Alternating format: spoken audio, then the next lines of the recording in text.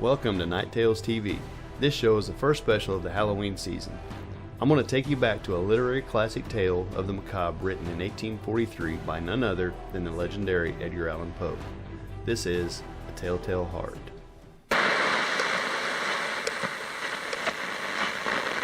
True. Nervous. Very, very dreadfully nervous. I had been and am. But why will you say that I am mad? The disease has sharpened my senses, not destroyed, not dulled them. Above all was the sense of hearing acute. I heard all things in the heaven and in the earth. I heard many things in hell. How then am I mad? Hearken and observe how healthily, how calmly I can tell you the whole story. It is impossible to say how first the idea entered my brain. But once conceived, it haunted me day and night. Object, there was none. Passion, there was none. I loved the old man. He had never wronged me. He had never given me insult. For his gold, I had no desire. I think it was his eye. Yes, it was this. He had the eye of a vulture, a pale blue eye, with a film over it. Whenever it fell upon me, my blood ran cold, and so by degrees, very gradually, I made up my mind to take the life of the old man, and thus rid myself of the eye forever. Now this is the point. You fancy me mad. Madmen know nothing, but you should have seen me. You should have seen how wisely I proceeded, with what caution, with what foresight, with what dissimulation I went to work. I was never kinder to the old man than during the whole week before I killed him. And every night, about midnight, I turned the latch of his door and opened it, oh, so gently. And then, when I had made an opening sufficient for my head, I put in a dark lantern, all closed, that no light shone out, and then I thrust in my head. Oh, how you would have laughed to see how cunningly I thrust it in. I moved it slowly, very, very slowly, so that I might not disturb the old man's sleep. It took me an hour to place my whole head within the opening so far that I could see him as he lay upon his bed. Ha! Would a madman have been so wise as this? And then, when my head was well in the room, I undid the lantern cautiously, oh, so cautiously. Cautiously, for the hinges creaked. I undid it just so much that a single thin ray fell upon the vulture eye. And this I did for 7 long nights. Every night, just at midnight. But I found the eye always closed, and so it was impossible to do the work, for it was not the old man who vexed me, but his evil eye. And every morning, when the day broke, I went boldly into the chamber and spoke courageously to him, calling him by name in a hearty tone, and inquiring how he had passed the night. So you see, he would have been a very profound old man indeed to suspect that every night, just at 12, I had looked in upon him while he slept. Upon the 8th night, I was more than usually cautious in opening the door. A watch's minute hand moves more quickly than did mine. Never before that night had I felt the extent of my own powers, of my sagacity. I could scarcely contain my feelings of triumph. To think that there I was, opening the door little by little, and he not even to dream of my secret deeds or thoughts. I fairly chuckled at the idea, and perhaps he heard me, for he moved on the bed suddenly, as if startled. Now you may think that I was drew back, but no. His room was as black as pitch, with a thick darkness, for the shutters were close fastened, through fear of robbers, and so I knew that he could not see the opening of the door, and I kept pushing it on steadily, steadily.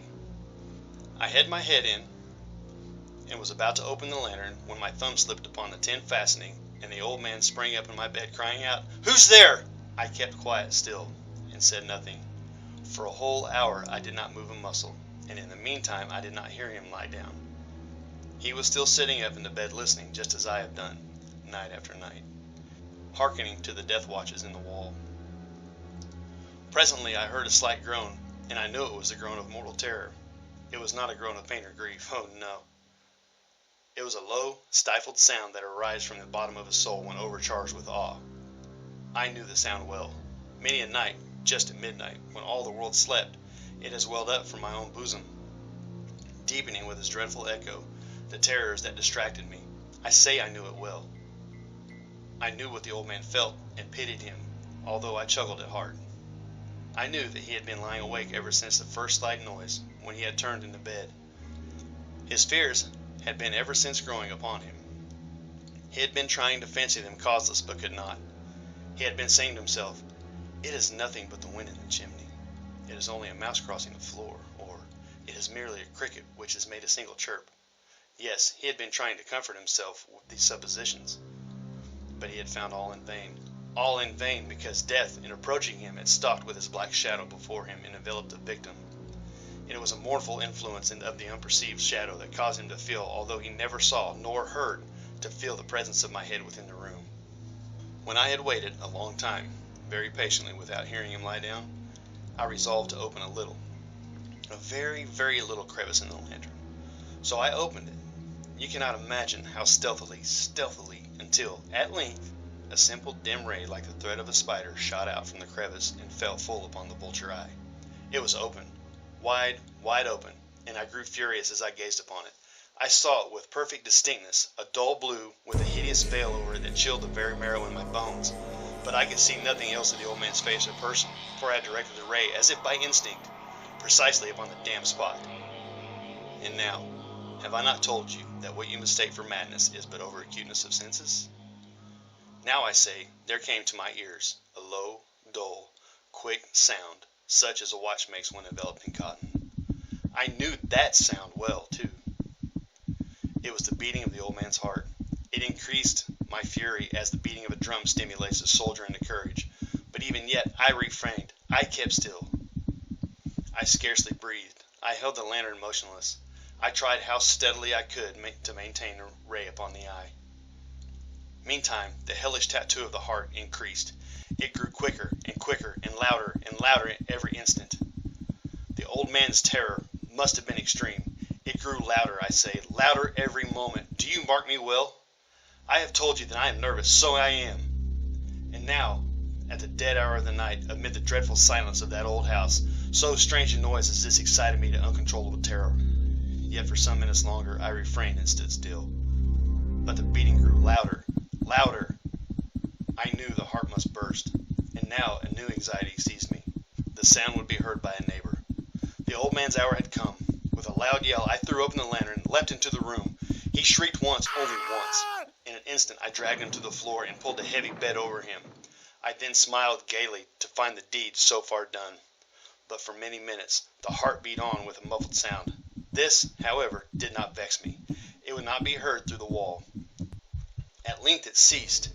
The old man was dead. I removed the bed and examined the corpse. Yes, he was stone dead. I placed my hand upon the heart and held it there many minutes. There was no pulsation. He was stone dead. His eye would trouble me no more. If you still think me mad, will you think so no longer when I describe the wise precautions I took for the concealment of the body? The night waned and I worked hastily, but in silence. First of all, I dismembered the corpse. I cut off the head and the arms and the legs. I then took up 3 planks from the flooring of the chamber and deposited all between the scantlings. I then replaced the boards so cleverly, so cunningly, that no human eye, not even his, could have detected anything wrong. There was nothing to wash out, no stain of any kind, no blood spot whatever. I had been too wary for that. A tub had caught it all. When I had made an end of these labors, it was 4 o'clock, still dark as midnight. As the bell sounded the hour, there came a knocking at the street door. I went down to open it with a light heart, for what had I now to fear? There entered 3 men who introduced themselves with perfect suavity as officers of the police. A shriek had been heard by a neighbor during the night. Suspicion of foul play had been aroused. Information had been lodged at the police office, and they, the officers, had been deputed to search the premises. I smiled, for what had I to fear? I bade the gentleman welcome. The shriek, I said, was my own in a dream. The old man, I mentioned, was absent in the country. I took my visitors all over the house. I bade them search well. I led them at length to his chamber. I showed them his treasures, secure, undisturbed. In the enthusiasm of my confidence, I brought chairs into the room and desired them here to rest from their fatigues, while I myself, in the wild audacity of my perfect triumph, placed my own seat upon the very spot beneath which reposed the corpse of the victim. The officers were satisfied. My manner had convinced them. I was singularly at ease. They sat, and while I answered cheerily, they chatted of familiar things, but ere long I felt myself getting pale and wished them gone. My head ached, and I fancied a ringing in my ears, but still they sat and still chatted.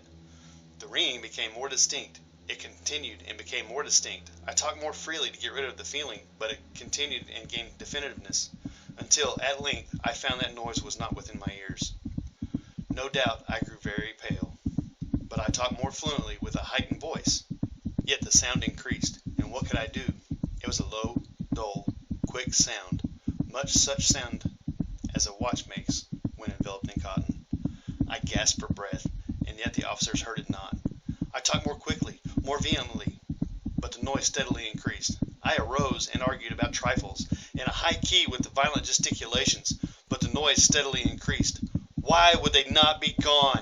I paced the floor to and fro with heavy strides, as if excited to fury by the observations of the men, but the noise steadily increased. Oh God, what could I do? I foamed, I raved, I swore. I swung the chair upon which I had been sitting, and grated it upon the boards, but the noise arose over all and continually increased.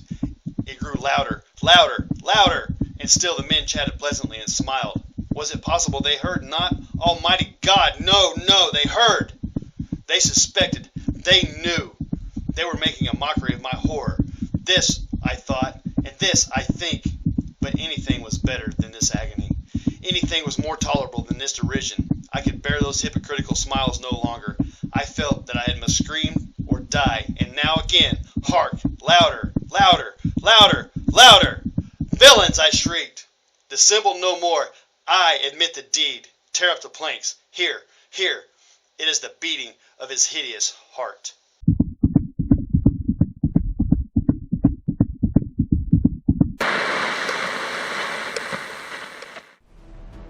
I hope you enjoyed it. As I said, this is the first of at least 3 stories, so keep on the lookout.